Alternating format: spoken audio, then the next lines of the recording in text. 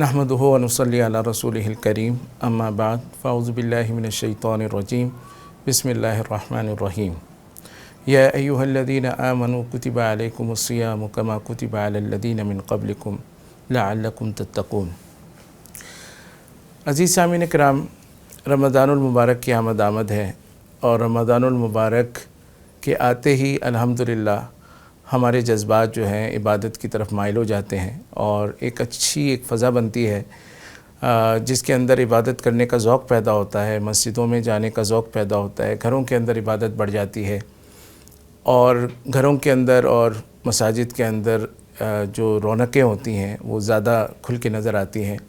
गुज़श्ता 2 साल से तकरीबन कोरोना की वजह से कुछ मसाइल रहे, लेकिन अल्हम्दुलिल्लाह इस साल कोरोना की भी तकरीबन तमाम जो पाबंदियां हैं वो ख़त्म हो रही हैं। तो लिहाजा अब इंशाअल्लाह रमज़ानुल मुबारक को दोबारा से भरपूर तरीके से गुजारने का हमें मौका मिलेगा। तो ज़रूरी है कि हम रमज़ानुल मुबारक को अच्छे अंदाज से गुजारने के लिए कुछ मनसूबाबंदी कर लें, कुछ तरतीब बना लें और जो अल्लाह ताला ने काफ़ी अरसे बाद हमें ये नेमत अता की है। और आपके इल्म में होगा कि हरम में भी सारी पाबंदियाँ ख़त्म हो गई हैं और लोग जो है अब उम्रे वगैरह के लिए जा रहे हैं। तो जिस तरह से वहाँ पर रौनकें मांद पड़ गई थीं, इसी तरह हमारी मस्जिदों की रौनकें भी मांद पड़ गई थीं। अल्लाह का करम हुआ कि अल्लाह ताला ने हमें दोबारा से वो माहौल अता फ़रमाया है। तो हमें अब उसकी कदर करनी चाहिए और अब हमें उसके अंदर ऐसा ना हो कि हमारी कोई कमी रह जाए जिसकी वजह से हमें नुकसान हो। दूसरी एक आम बात यह है कि रमज़ान के अंदर वैसे तो बहुत आसानी रहती है, नेकी की तरफ मैलान भी होता है और तरावी भी हम ज़्यादा पढ़ लेते हैं, यानी आम नमाज़ों के अलावा भी बहुत इबादत कर लेते हैं। लेकिन ये सारी चीज़ों का रुझान जो होता है ये हमारा यानी रमज़ान के पहले अशरे में तो बहुत होता है। जैसे ही ऐलान होता है तो मस्जिदें भरना शुरू हो जाती हैं और तरावी का एक नज़म चलना शुरू हो जाता है। लेकिन जैसे जैसे पहला अशरा ख़त्म हो रहा होता है तो इस रुझान के अंदर कमी आती है और लोगों की जो तादाद है उसके अंदर भी कमी आती है।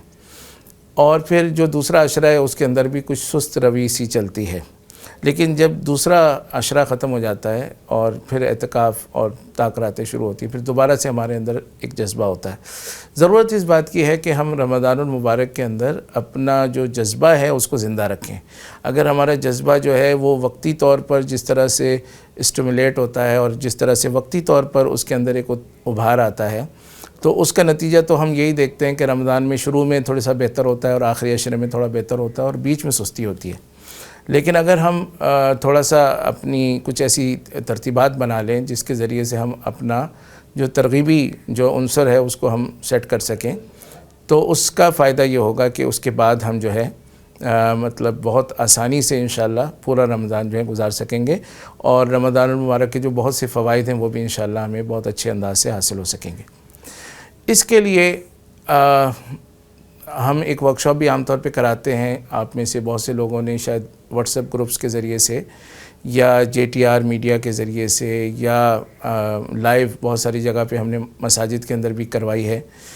तो एक वर्कशॉप हम कराते हैं रमज़ान मैनेजमेंट के उन्वान से, जिसका लिंक आपको नीचे मिल जाएगा और आप जो है उसके ज़रिए से पूरी वर्कशॉप को भी दोबारा सुन सकते हैं और उसकी जो शीटें हैं उसको भी आप देख सकते हैं, इस्तेमाल कर सकते हैं। उन शीटों के अंदर हमने कोशिश की है कि हम ऐसे टूल्स इस्तेमाल करें जिनके ज़रिए से रमज़ान के औकात को बेहतर तौर पे इस्तेमाल किया जा सके। तो मैं इंशाअल्लाह उसकी स्ट्रेटजी पे मुख्तसर बात करता हूँ, फिर टूल्स के हवाले से आपके सामने बात रखता हूँ। तो इंशाअल्लाह अगर आप उसको इस्तेमाल करेंगे तो आपका रमज़ान जो है वो पिछले रमज़ानों से बहुत बेहतर गुजरेगा।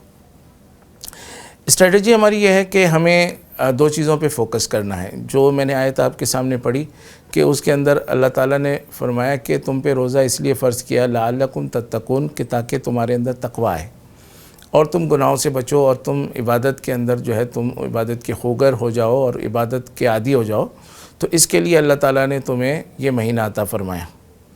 तो जब हमारे सामने मकसद हासिल है कि हमें इबादत के अंदर आगे बढ़ना है और वो इबादत जो कि मतलब ख़ुसूसी तौर पर जिसको हम इबादत कहते हैं, नमाज, रोज़ा, ज़कात, हज और इस तरह की ज़िक्र, दुरूद शरीफ, इस्तिग़फ़ार, ये इबादत जो हम आम तौर पे करते हैं कि तिजारत सही की तो वो भी ज़ाहिर इबादत होती है, कोई नेक काम किया वो भी इबादत होती है, किसी के सर पे हाथ रखा वो भी इबादत होती है। تو وہ بھی اپنی جگہ ہے، لیکن خصوصی طور پر جو ہماری روایتی عبادتیں ہیں اس کے اندر ہم اللہ تعالیٰ ہمیں آگے بڑھتے ہوئے دیکھنا چاہتے ہیں، اور جو گناہ ہیں اور حرام کام ہیں ان سے اللہ تعالیٰ ہمیں بچتے ہوئے دیکھنا چاہتے ہیں، اسی کو ہم تقویٰ کہتے ہیں۔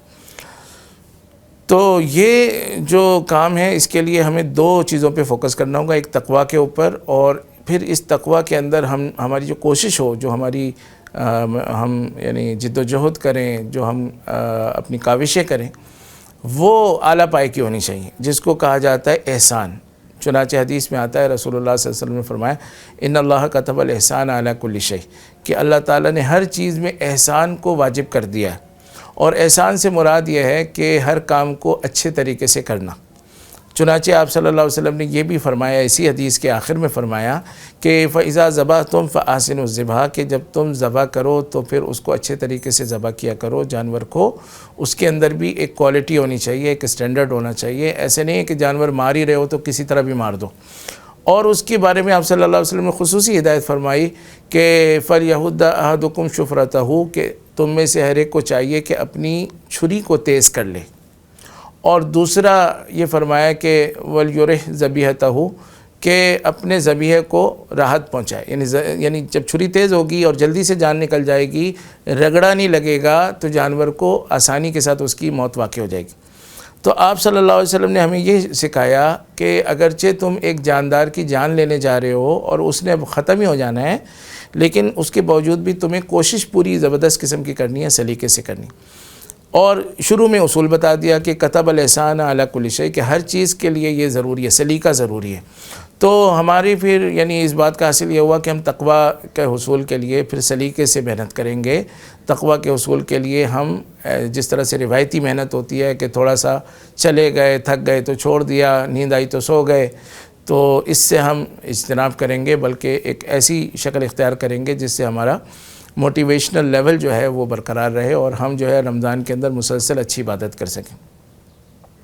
تو اس کے لیے ہمیں مختلف قسم کے ٹولز اور ٹیکنیکس استعمال کرنی ہوں گی۔ مثلا ایک ٹیکنیک یہ ہے کہ ہم سب مل کر رمضان کی تیاری کریں، یعنی اگر ایک فیملی رمضان کی تیاری کر رہی ہے تو اس کا مطلب کیا ہوا کہ فیملی میں ہر ایک دوسرے کا معاون ہے، ٹھیک ہے، ایک دوسرے کا موٹیویٹر ہے۔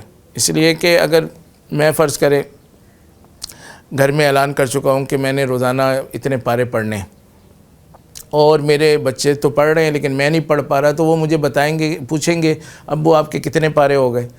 تو جب وہ مجھ سے پوچھیں گے تو پھر مجھے بھی فکر ہوگی، میں بھی پڑھوں گا۔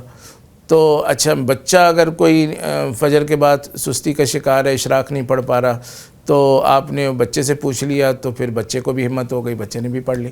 تو مل کر کرنا، اجتماعی طور پر کسی کام کو کرنا، اس سے بھی ایک یعنی کام میں بہتری آتی ہے، ٹیم ورک ہو جاتا ہے، اور اس ٹیم کے اندر سب کھلاڑی ایک دوسرے کو سپورٹ کر رہے ہوتے ہیں۔ تو اس قسم کی شکلیں بھی ہو سکتی ہیں۔ اس کے علاوہ جیسے بفر کی ٹیکنیک ہوتی ہے، ڈی ایم آر کی ٹیکنیک ہوتی ہے، جس پر ہم ٹائم مینجمنٹ پہ پہلے بات کر چکے ہیں کہ تھوڑا سا وقت لے کر کام کو کرنا، کام کو ہبڑ تبڑ میں نہ کرنا۔ اور ڈی ایم آر کا مطلب یہ ہوتا ہے کہ بار بار اس کام کو کرنا۔ فرض کریں کہ آپ چاہتے ہیں کہ آپ رمضان المبارک میں مثلا 5 قرآن ختم کر لیں مثلا، اور آپ کر بھی لیتے ہیں لیکن آپ کو زور لگانا پڑتا ہے کیونکہ آپ حافظ نہیں ہیں، تھوڑا سا آپ کے لیے مشکل کام ہے۔ تو اس کی 2 شکلیں ہو سکتی ہیں، ایک یہ کہ آپ روٹین سے پورا قرآن ختم کریں، پھر اگلا قرآن ختم کریں، پھر اگلا قرآن ختم کریں، اور ہو سکتا ہے کہ اس میں آپ کی رفتار نہ بڑھ رہی ہو کیونکہ آپ حافظ نہیں۔ اس کی ایک دوسری شکل یہ ہو سکتی ہے کہ آپ جو ہے نا ہر پارے کو 5 دفعہ پڑھ لیں، یعنی ایک دفعہ پارہ پڑھا، پھر اسی دن اسی پارے کو دوسری دفعہ پڑھ لیا، پھر اسی دن اسی پارے کو تیسری دفعہ پڑھ لیا۔ اگر آپ نے اس طرح سے روزانہ ایک پارے کو 5 دفعہ پڑھا تو نتیجے میں آپ کے 5 ہی قرآن ختم ہوں گے، لیکن فائدہ یہ ہوگا کہ آپ کی رفتار بڑھ جائے گی، کیونکہ ایک جیسے الفاظ پر آپ کی زبان جلدی چل رہی ہے تو آپ کی زبان بہتر ہو جائے گی۔ تو کسی کام کی زیادہ پریکٹس کرنے سے بھی وہ تیز ہو جاتا ہے۔ تو اس لحاظ سے تو کچھ ٹیکنیکس ہیں اور کچھ آپ کے ٹولز ہیں۔ میں ٹولز کی طرف بھی تھوڑی سی توجہ آپ کی دلا دوں۔ آپ لنک پر جب جائیں گے تو وہاں پر آپ کو 10 شیٹیں ملیں گی۔ ان 10 شیٹوں میں مثلا ایک شیٹ ہماری ہے ٹائم ڈسٹریبیوشن کی، کہ دن کے اندر آپ کے کیا کیا معمولات ہونے چاہیے، ان کے لیے کتنے گھنٹے دستیاب ہیں۔ تو آپ اس کو دیکھیں گے ہم نے 24 گھنٹے کو 4 حصوں میں تقسیم کیا ہے. آپ کی ذاتی ضروریات ہیں، کھانا پینا سونا، یہ آپ کی ذاتی ضروریات. آپ کی فیملی کی ضروریات ہیں کہ آپ ان کے ساتھ بیٹھ کے باتیں کریں، کچھ گپ شپ کریں، ان کی تسلی دیں، ان کے ساتھ تفریح کریں، ان کے ساتھ تھوڑا کھیلیں. تو یہ آپ کی یعنی فیملی ٹائم ہو گیا آپ کا. تیسرا آپ کا جو ہے وہ آپ کا کاروبار کا ٹائم ہو سکتا ہے، آپ کی ملازمت کا ٹائم ہو سکتا ہے، جو بھی آپ کا شعبہ ہے اس کا ٹائم ہو سکتا ہے. اور چوتھا ٹائم جو ہے وہ آپ کا اپنا جو عبادت کا ٹائم ہے، جو خالص عبادت، جو روایتی عبادت ہے. تو آپ دیکھیں گے کہ اس شیٹ کے اندر جو ڈسٹریبیوشن ہے اس سے پتہ چلتا ہے کہ 7 گھنٹے تقریباً ہر شخص کے پاس عبادت کے لیے موجود ہیں. اب اگر 7 گھنٹے کسی کے پاس موجود ہیں اور وہ 2.5-3 گھنٹوں کے اندر نماز بھی پڑھ لیتا ہے، تراویح بھی پڑھ لیتا ہے، تو اب بقیہ 4 گھنٹے اس کے پاس ہیں، اس کو وہ اچھی طرح سے مینیج کرے تو بہت زیادہ عبادت وہ کر سکتا ہے. تو کہنے کا مقصد ہے کہ یہ پہلی شیٹ کا حاصل یہ ہے کہ آپ کو پتہ چل جائے کہ آپ کے پاس عبادت کا وقت موجود ہے. اگر آپ عبادت نہیں کر پا رہے تو یہ آپ کا اپنا فالٹ ہے، اپنی سستی ہے، اور اپنے وقت کو مینیج نہ کرنا ہے، ورنہ وقت دستیاب ہے. اچھا، ایک شیٹ ہم نے اس میں ایسی بنائی ہے جس کے اندر ہم نے مینیو دیا ہے کہ خواتین جو ہے نا اس قسم کے مینیوز کے ذریعے سے رمضان کی تیاری کریں، افطاری بنائیں اور سحری وغیرہ کریں.